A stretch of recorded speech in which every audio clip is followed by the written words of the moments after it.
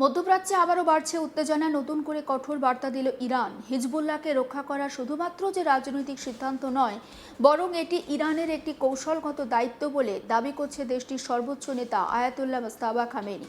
একই সঙ্গে তিনি একেবারে স্পষ্টভাবে জানিয়ে দিয়েছেন, লেবাননের বিরুদ্ধে ইসরায়েলের সামরিক অভিযান পুরোপুরি এবং নিঃশর্তভাবে বন্ধ না হলে কোনো বৃহত্তর সমঝোতা সম্ভব নয় বলে তেহরান মনে করছে। এই বক্তব্য প্রকাশ্যে আসার পর নতুন করে একটা আলোচনা শুরু হয়েছে মধ্যপ্রাচ্যের ভবিষ্যৎ নিয়ে। কারণ একদিকে ইসরায়েল এবং লেবানন সীমান্তে উত্তেজনা এখনও পুরোপুরি কমেনি, অন্যদিকে ইরান আবারও প্রকাশ্যে হিজবুল্লাহর প্রতি নিজেদের সমর্থনের কথা জানিয়ে দিয়েছে। সাম্প্রতিক সময়ে সামাজিক যোগাযোগ মাধ্যম এক্সে একটি বার্তা প্রকাশ করেন ইরানের সর্বোচ্চ নেতা আয়াতুল্লাহ মোস্তাফা খামেনি। আর সেই বার্তায় তিনি হিজবুল্লাহর মহাসচিব শেখ নাঈম কাসিম এবং সংগঠনের যোদ্ধাদের পাঠানো আনুগত্যের চিঠির জবাব দিয়েছেন। মোস্তাফা তার বার্তায় হিজবুল্লাহ সদস্যদের ধৈর্য এবং দৃঢ়তার প্রশংসা করেছেন। ঠিক কী বার্তা দিয়েছেন তিনি, সেটা এই মুহূর্তে আপনারা স্ক্রিনে দেখতে পাচ্ছেন। এবং সেই বার্তায় তিনি বলেছেন, আজ মার্কিন সরকারের স্বৈরাচার ও নিপীড়ন এবং জীবন ও প্রজন্মে ধ্বংসকারী অপরাধী জায়নবাদীদের কারণে বিশ্বের জাতিসমূহ যখন ক্লান্ত, তখন জিহাদ ও প্রতিরোধ ছাড়া সামনে এগোনোর আর কোনো পথ নেই। আয়াতুল্লাহ মোস্তাফা খামেনি তিনি এই বার্তা দিয়েছেন। তিনি শুধুমাত্র এই বার্তাটা দেননি, সঙ্গে আরও একটা বার্তা দিয়েছেন এবং সেখানে তিনি একদম প্রথমে লিখেছেন ইসলামী প্রজাতন্ত্র ইরান, এবং তারপর তিনি লিখেছেন আগ্রাসী মার্কিন যুক্তরাষ্ট্রের বিরুদ্ধে চাপিয়ে দেওয়া যুদ্ধের অবসানের যে কোনো চুক্তির প্রাথমিক শর্ত হিসাবে লেবাননের ভূখণ্ডগত অখণ্ডতা রক্ষা এবং জায়নবাদী শাসনের আগ্রাসনের নিরঙ্কুশ ও নিঃশর্ত সমাপ্তিকে নির্ধারণ করা হচ্ছে। তিনি বলছেন যে বহু কঠিন পরিস্থিতির মধ্যেও এই হিজবুল্লাহ সংগঠন নিজেদের অবস্থান ধরে রেখেছে। তিনি আরও দাবি করছেন যে হিজবুল্লাহ বর্তমানে এমন একটি শক্ত শক্তিতে পরিণত হয়েছে যা ইসরায়েলের বিরুদ্ধে প্রতিরোধ গড়ে তুলতে আন্দোলনের অন্যতম প্রধান স্তম্ভ। খামেনির ভাষায় হিজবুল্লাহ এখন একটি অটল পাথরের মতো শক্ত অবস্থানে রয়েছে এবং সেই সংগঠনকে সহজে দুর্বল করা তাই সম্ভব নয়।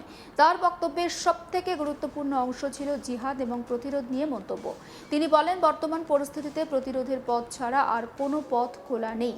তার দাবি, যারা নিজেদের বিশ্বাস এবং উদ্দেশ্য নিয়ে লড়াই চালিয়ে যাবে শেষ পর্যন্ত তারাই বিজয় অর্জন করবে। তবে এই বক্তব্য ইরানের রাজনৈতিক আর আদর্শিক অবস্থানের অংশ। আন্তর্জাতিক অঙ্গনে এই বিষয়ে একটা ভিন্ন মতও রয়েছে। খামেনি আরও বলেন, ইরান লেবাননের ভৌগোলিক অখণ্ডতা এবং হিজবুল্লাহর নিরাপত্তাকে নিজেদের কৌশলগত দায়িত্ব হিসাবে দেখে। অর্থাৎ তেহরানের দৃষ্টিতে শুধুমাত্র একটি সংগঠনকে সমর্থন করা নয়, বরং লেবাননের নিরাপত্তার প্রশ্নও ইরানের কৌশলগত নীতির অংশ। তিনি আরও বলেন, যদি বর্তমান সংঘাতের অবসান ঘটাতে কোনো আন্তর্জাতিক সমঝোতা হয়, তাহলে সেই সমঝোতার অন্যতম শর্ত হওয়া উচিত লেবাননের বিরুদ্ধে ইসরায়েলের সব ধরনের সামরিক অভিযান বন্ধ করা। অর্থাৎ ইরান স্পষ্টভাবে জানিয়ে দিয়েছে, শুধু যুদ্ধবিরতির ঘোষণা এখন আর যথেষ্ট নয়। তারা মনে করছে যে লেবাননের বিরুদ্ধে ইসরায়েলের যে সামরিক পদক্ষেপ, এটা পুরোপুরি বন্ধ হতে হবে। খামেনি দক্ষিণ লেবাননের একেবারে যে সমস্ত সাধারণ মানুষ রয়েছে তাদেরও প্রশংসা করেছেন এবং তাদেরকে প্রশংসা করে তিনি বলেছেন যে দীর্ঘদিন ধরে সংঘাতের মধ্যেও দক্ষিণ লেবাননের মানুষ ধৈর্য ধরে পরিস্থিতি মোকাবিলা করেছেন এবং হিজবুল্লাহকে সমর্থন দিয়ে গিয়েছেন।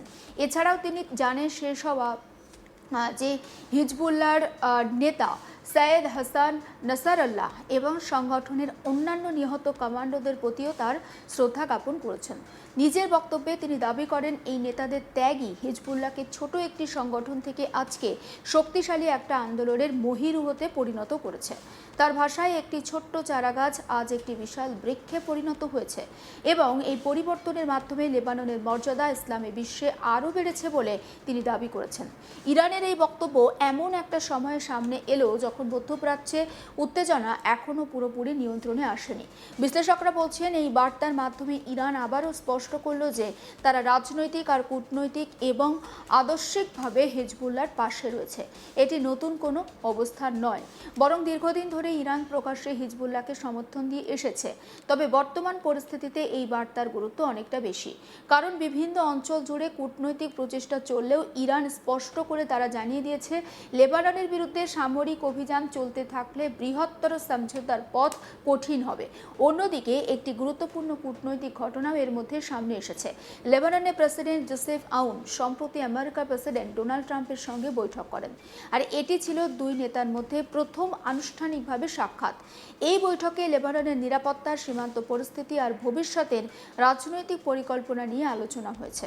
প্রতিবেদন অনুযায়ী প্রেসিডেন্ট আউন বৈঠকে বলেন, লেবাননের স্থিতিশীলতা নিশ্চিত করতে হলে ইসরায়েলকে সম্পূর্ণভাবে লেবাননের ভূখণ্ড থেকে সেনা প্রত্যাহার করতে হবে। তার মতে ইসরায়েলি সেনা পুরোপুরি সরে গেলে তবেই লেবানন সরকার দেশের সমস্ত এলাকায় নিজেদের প্রশাসনিক নিয়ন্ত্রণ আরও কার্যকরভাবে প্রতিষ্ঠা করতে পারবে। অন্যদিকে ট্রাম্প এবং আউনের আলোচনায় আরও কয়েকটি গুরুত্বপূর্ণ বিষয় স্পষ্টভাবে উঠে আসে। এর মধ্যে ছিল ইরান সমর্থিত হেজবুল্লাহর নিরস্ত্রীকরণের প্রক্রিয়া।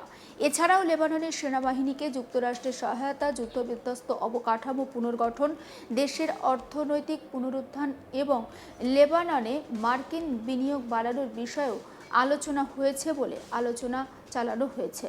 অর্থাৎ একই সময়ে দুই ভিন্ন পক্ষ থেকে সম্পূর্ণ ভিন্ন বার্তা সামনে এসেছে। এদিকে ইরান বলছে হিজবুল্লাহকে রক্ষা করা তাদের কৌশলগত দায়িত্ব। অন্যদিকে আমেরিকা এবং লেবাননের আলোচনায় হিজবুল্লাহ নিরস্ত্রীকরণের বিষয়টিও গুরুত্ব পাচ্ছে। এই দুই অবস্থানের মধ্যে পার্থক্যই মধ্যপ্রাচ্যের বর্তমান রাজনৈতিক বাস্তবতাকে আরও জটিল করে তুলেছে। বিশ্লেষকরা বলছেন, লেবাননের রাজনীতিতে হিজবুল্লাহর একটা উল্লেখযোগ্য প্রভাব রয়েছে। সংসদে তাদের প্রতিনিধিত্বও রয়েছে। দেশের একটি বড় জনগোষ্ঠীর সমর্থন তারা পেয়ে থাকে। অন্যদিকে বহু দেশ হিজবুল্লাহ যে সামরিক শাখাকে সন্ত্রাসী সংগঠন হিসাবে বিবেচনা করে, আবার কিছু দেশ পুরো সংগঠনকেই একইভাবে দেখে। ফলে হিজবুল্লাহকে ঘিরে আন্তর্জাতিক অবস্থান একেবারেই একরকম নয়। ইরান দীর্ঘদিন ধরেই বলে যাচ্ছে হিজবুল্লাহ একটি বৈধ প্রতিরোধ আন্দোলন। অন্যদিকে আমেরিকা এবং ইসরায়েল ভিন্ন অবস্থান গ্রহণ করে। এই কারণে হিজবুল্লাহকে কেন্দ্র করে কূটনৈতিক আলোচনা প্রায় জটিল হয়ে ওঠে। বর্তমান পরিস্থিতিতে আরেকটি গুরুত্বপূর্ণ প্রশ্ন হলো, ভবিষ্যতে কোনো যুদ্ধবিরতি বা শান্তি চুক্তি হলে সেটি কেমন হবে? ইরানের বক্তব্য অনুযায়ী শুধু যুদ্ধ থামানোর ঘোষণা নয়, বরং লেবাননের বিরুদ্ধে ইসরায়েলের যে সামরিক অভিযান পুরোপুরি বন্ধ হওয়া এবং লেবাননের ভৌগোলিক অখণ্ডতা নিশ্চিত করারও বিশেষভাবে দরকার। অন্যদিকে আমেরিকার আলোচনায় গুরুত্ব পাচ্ছে নিরাপত্তা কাঠামো, নিরস্ত্রীকরণ আর রাষ্ট্রীয় নিয়ন্ত্রণ শক্তিশালী করার বিষয়। ফলে দুপক্ষের অগ্রাধিকার একেবারেই আলাদা। এখন প্রশ্ন হলো, এই ভিন্ন অবস্থানের মধ্যে কোনো সমঝোতা সম্ভব কিনা? আন্তর্জাতিক বিশ্লেষকদের মতে তা নির্ভর করবে ভবিষ্যতের কূটনৈতিক আলোচনার ওপর।